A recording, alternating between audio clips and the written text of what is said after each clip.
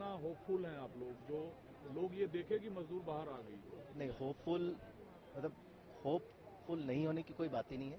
हम लोग dead sure हैं, क्योंकि best of technology, best of technicians, best of expert जो है इंडिया में हो सकते हैं, प्लस बाहर के जितने जो हमारे उनसे एडवाइस ले सकते हैं वो हमने लेके ये कार्य कर रहे हैं, और प्रशासन हमारे साथ है, तो मुझे नहीं लगता इसमें कोई दिक्कत होने वाली। लोग ये जानना चाहता है कि कितने दूर है मजदूर से आप लोग, कब तक वहाँ पहुँचेंगे? करीब 60 से 70 मीटर दूर है, क्योंकि मलबा उतना ही है। कब तक पहुँचेंगे? पहुंचना वही है, जितने जल्दी हम चाह रहे हैं पहुंचना, पहुंच जाएंगे, बट कार्य जारी है। ये उम्मीद की जाए कि अगले 24 घंटे में वो समय आएगा जब आप लोग अपने जो आप लोगों ने तय किया है टारगेट, वहां तक पहुंचेंगे और मजदूर निकलना शुरू होगा। देखिए, एक टारगेट होता है और एक होती बीच में कठिनाइयां, तो मैं अभी कुछ भी आपको नहीं बता पाऊंगा कि मैं 24 में पहुंचूंगा कि 36 में पहुंचूंगा, लेकिन प्रयास जारी है, हम कोशिश कर रहे हैं जल्दी से जल्दी 24 क्यों, हम उसके पहले पहुंचना चाहते हैं। Thank you. मजदूर से कितने दूर आप लोग हैं, कब तक वहां पहुंच पाएंगे? दूरी का एग्जैक्ट आकलन करना मुझे लगता है कि अभी संभव नहीं है, क्योंकि कितना मलबा है वो एक रेंज है और काम जस्ट अभी शुरू हुआ है, मतलब कार्य चल रहा है। तो जैसे जैसे आगे बढ़ेगा तभी ये टेक्निकल एस्पेक्ट है, तभी हम कंपनी के अधिकारियों से जानकारी लेकर बता पाएंगे। सरकार जश्न मनाने की तैयारी में है कि मजदूर बहुत जल्द हम बाहर निकाल पाएंगे, लेकिन आप कह रहे हैं कि अभी समय निश्चित नहीं हो पा रहा है। कितनी पाइप अंदर आप लोग डाल चुके हैं? दूसरे पाइप पे हैं। दूसरे पाइप पे कोई कठिनाई नहीं आ रही है? अभी तक कोई कठिनाई रिपोर्ट नहीं हुई है। तो होपफुली आप लोग मजदूर तक पहुंचेंगे? जी, हम होपफुल हैं इस चीज को लेकर। क्या उम्मीद करें कल से वो समय देखने को मिलेगा जब आप लोग? हाँ, उम्मीद तो हम प्रतिदिन कर रहे हैं और हमारा प्रयास है कि बहुत जल्दी ऑपरेशन पूरा हो।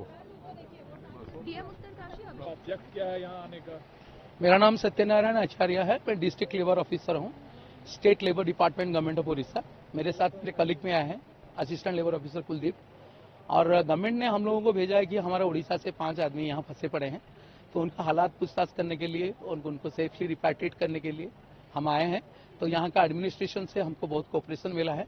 आज जाके हमने बात किया, लोगों के हालात समझा, और वो लोग बता रहे थे कि उनका कोई प्रॉब्लम नहीं है, खाना वाना मिल रहा है, सब ठीक ठाक है, मेंटली दे आर फिट, और हमने उसको मनोबल थोड़ा दिया है कि जल्दी निकल जाओगे आप लोग। अब सबसे बड़ी चुनौती है कि अंदर में फंसे लोगों का हौसला कायम रहे। हाँ, वो तो लोकल लैंग्वेज में बात करने के बाद उनको थोड़ा हौसला और ज्यादा अच्छा होता है ना। जब अपना कोई आता है तो थोड़ा अपनापन मिलता है।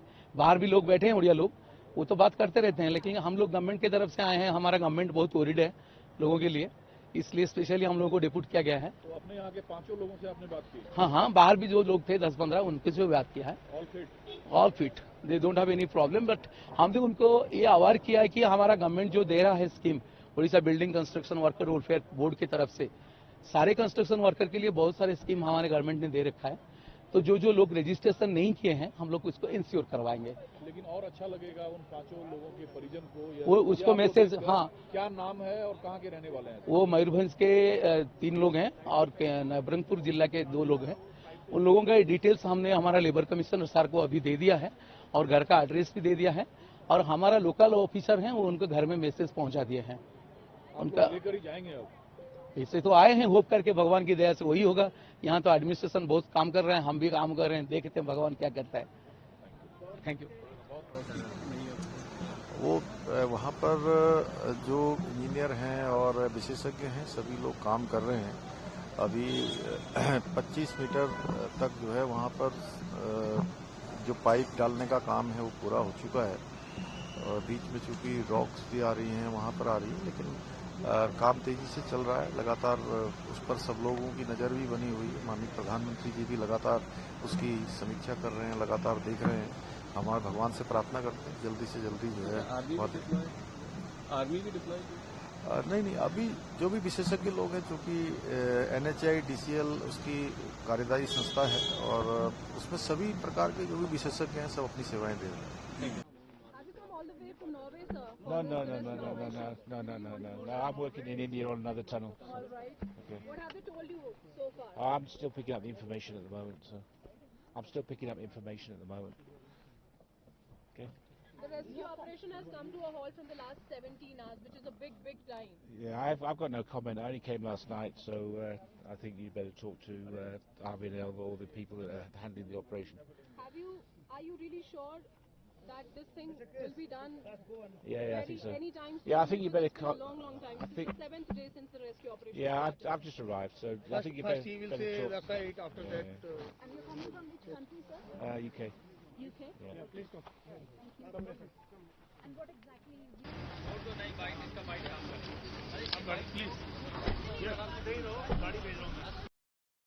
कामकाज हुआ है।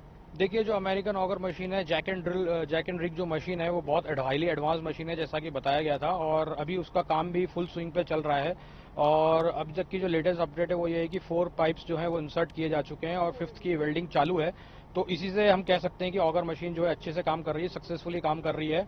और अगर रुकावटें नहीं आती बीच में इसमें डेब्री में, तो हम इसको जल्दी से जल्दी टनल बना के उनको सबको रेस्क्यू कर लेंगे। सर, जैसे कि 4 पाइपलाइन डली है, तो तकरीबन 24-25 मीटर पाइपलाइन डलने के बाद क्या प्रॉब्लम आई है, क्या मेटल मिला है?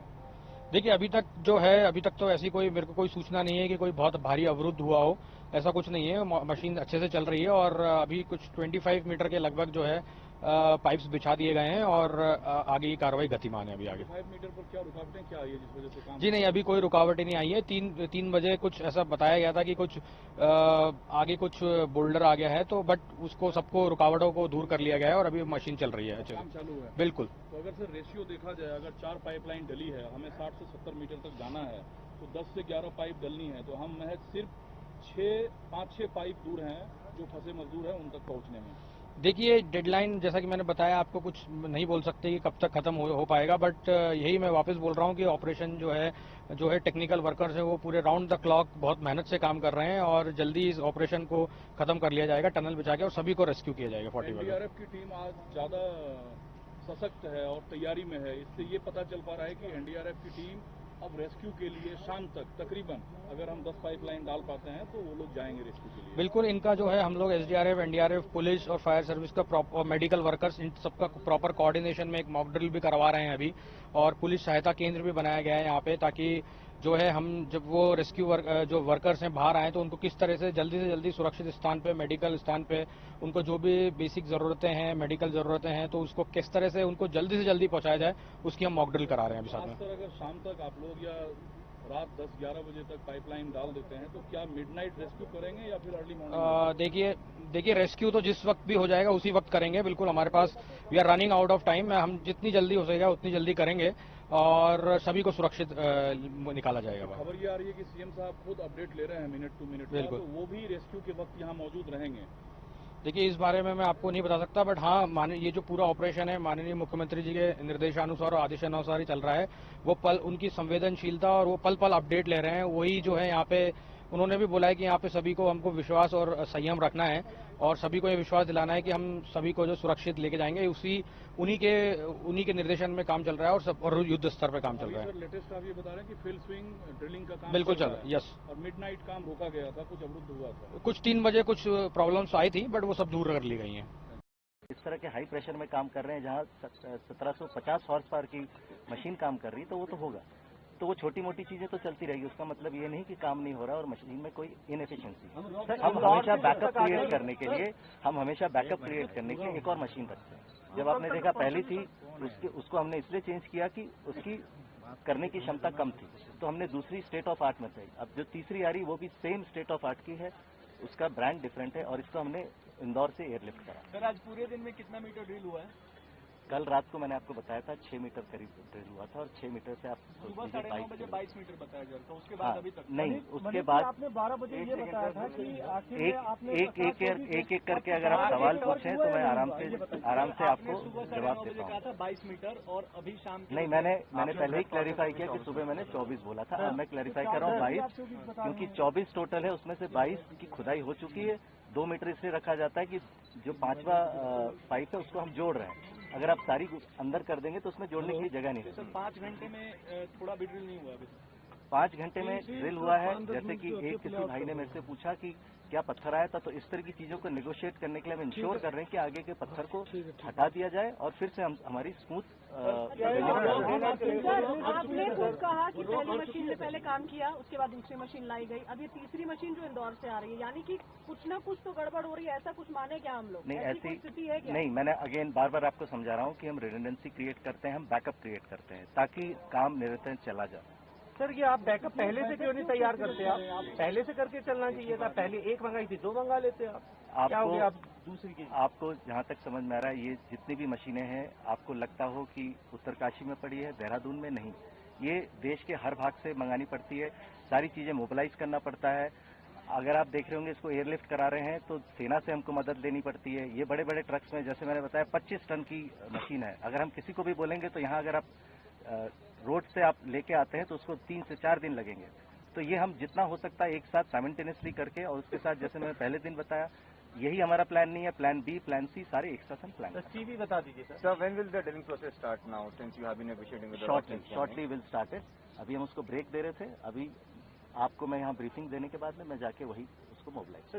हम ये कह रहे हैं कि हमारे देश का ये सबसे बड़ा रेस्क्यू ऑपरेशन हो गया टनल में इस तरीके से आप ड्रिल करने वाला, क्योंकि अभी तक कितने सारे एक्सपर्ट लगे हुए हैं, इतनी आधुनिक मशीन मंगा दी है, जितने परेशान लोग घूम रहे हो कह रहे हैं कि 5 घंटे बोलते हैं, 10 घंटे बोलते हैं, 12 घंटे बोलते हैं, 6 दिन निकल गए। सर कुछ टाइम फ्रेम तो दीजिए, कुछ तो बताइए। देखिए, बहुत आसान होता है जब अंदर में आपको लगता है कि बहुत जल्दी रीच कर पाएंगे, लेकिन जहां पर आपको लगता है कि फ्रेजाइल नेचर है, जहां आपको लगता है कि वाइब्रेशन का ध्यान देना है, जहां आपको लगता है इक्विलिब्रियम भी मेंटेन करना है, तो वहां बड़े आपको लगता होगा कि ये बड़ा आसान है। लेकिन जब आप जाएंगे और खुद देखेंगे कि ये किस तरह से होता है, तो आप पाएंगे कि बहुत ही नाजुक स्थिति से करते हुए लोगों का मनोबल भी बढ़ा के रखना है। आपको लगता होगा कि अंदर वालों को, मुझे तो बाहर वालों को मनोबल भी बढ़ा के रखना पड़ता है कि बात आप करते रहिए कार्य। इसलिए हम चाहते हैं कि बीच बीच में जो दूसरे स्टेट से लोग आते हैं उनसे बात करते हैं, ना कि उनका मनोबल, हमारा मनोबल भी बढ़ता है और हमें ताकत मिलती है कि हम उनको सही ढंग से बाहर। टनल में फंसे जो वर्कर्स हैं वो कब तक सस्टेन कर पाएंगे इस तरीके से? इसकी रिस्पॉन्सिबिलिटी कौन लेंगे फिर?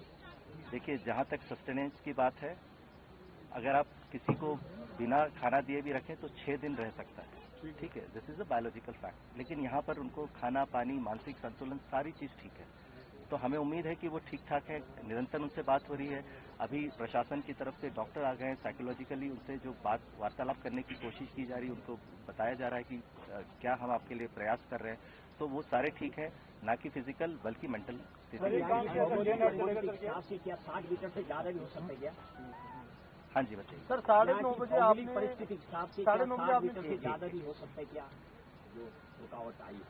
अभी जो स्थिति है उसके हिसाब से नहीं होगा, लेकिन फिर मैंने आपको बताया क्योंकि वहाँ पे जो सॉइल है या जो डेब्री है बहुत लूज है, वाइब्रेशन से हो सकता है 60 से 62, 65 भी हो सकता है। ऐसा नहीं कि 60 से 100 हो जाए।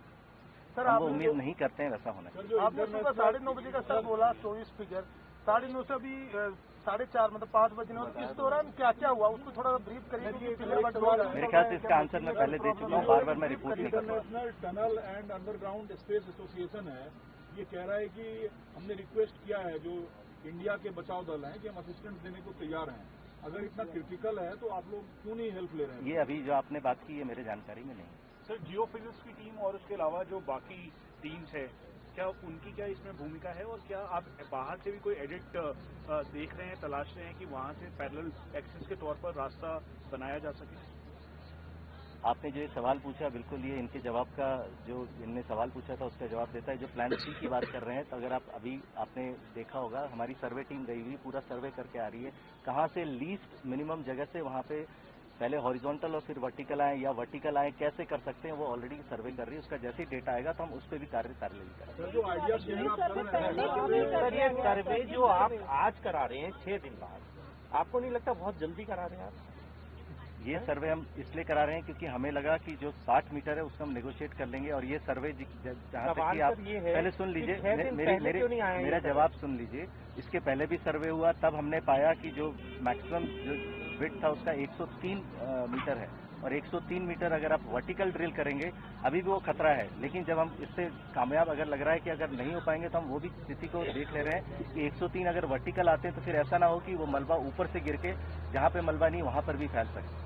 तो इसीलिए हम चाह रहे हैं कि ये भी करें। इसकी अभी हम बोल रहे हैं पॉसिबिलिटी देख रहे हैं, हम ये नहीं कह रहे हैं कि हम वो करेंगे, क्योंकि मैं जहाँ तक मुझे विश्वास है कि जो हम जिस प्रगति से चल रहे हैं, जो हम अभी तकनीक यूज कर रहे हैं उसमें हम जरूर सफल हैं। सर क्वेश्चन ये है सर, धन्यवाद। अगर स्थानीय बात मानी जाए सर, क्योंकि स्थानीय लोग यहाँ पर ये बोले कि ऊपर बौगनाक का देवता है, और जब यहाँ पे स्टार्टिंग हुआ है काम तो उन्होंने कहा था कि यहाँ पर एक सैंपल बनना चाहिए, क्योंकि स्थानीय लोगों में एक आक्रोश है कि कंपनी ने इसको जो इग्नोर किया था। इसमें क्या कहेंगे आप? क्या एग्जिस्टेंस तो जरूरी एक्चुअली ये ना देखिए, ये जो बात आपने कही ये मेरे लिए नहीं है, तो उस पर मैं रिएक्ट नहीं करता। सर, नार्वे और थाईलैंड के जो आप आइडिया शेयर कर रहे हैं, टेम्परेचर क्या रहेगा लाइटिंग का वो अंदर क्या है? लाइटिंग है, 2 किलोमीटर की टनल है, फूड है, पानी है। देखिए, अंदर जब भी आप किसी इंक्लोज एरिया में जाते हैं ना, तो वो बड़ा कंफर्टेबल रहता है, क्योंकि बाहर इतनी ठंड है, तो अंदर जैसे मैं भी अभी जब अंदर जाता हूँ तो आप देखेंगे जैकेट उतार के अंदर बड़ा रूम टेम्परेचर टाइप का। सर, मॉर्निंग अपडेट में 24 मीटर हम लोग को बोला गया था, आफ्टरनून अपडेट में मैंने क्लियर किया कि पाइप 24 मीटर तक चला गया है, लेकिन जो ड्रिलिंग हुई है वो 22